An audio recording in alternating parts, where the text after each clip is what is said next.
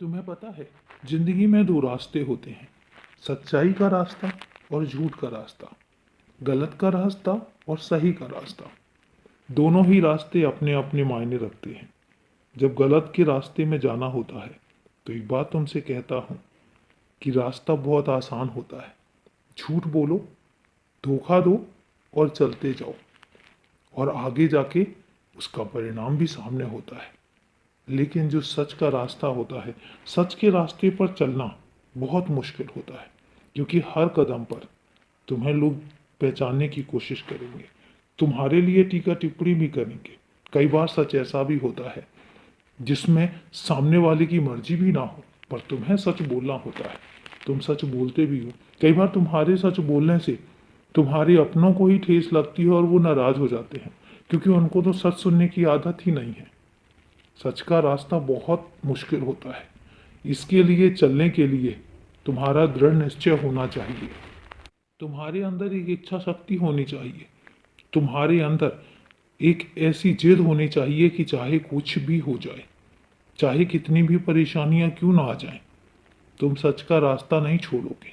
और जब तुम इस तरीके का दृढ़ निश्चय कर लेते हो, फिर तुम्हें अडिग रहना और तुम्हें सच के रास्ते से हटाना नामुमकिन हो जाता है।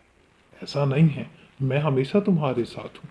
और फिर भी कभी ऐसा लगे कि सच बोलकर कोई आहत हुआ है, तुमने किसी को आहत किया है, किसी के दिल को ठेस पहुंची है, तो फिर एक काम करना, उस वक्त में तुम मेरे पास आ जाना, मेरे पास आकर बैठना और फिर मुझसे बातें करना।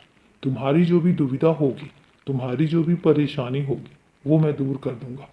लेकिन मैं एक बात कहता हूँ कि झूठ बोलकर किसी को क्षणिक खुशी देने से तो बेहतर ये है कि सच बोलकर उसको आईना दिखाओ और उसको ये बताओ कि क्या चीज़ सही है और क्या चीज़ गलत है। और अगर तुम सच बोल रहे हो तो क्यों बोल रहे हो।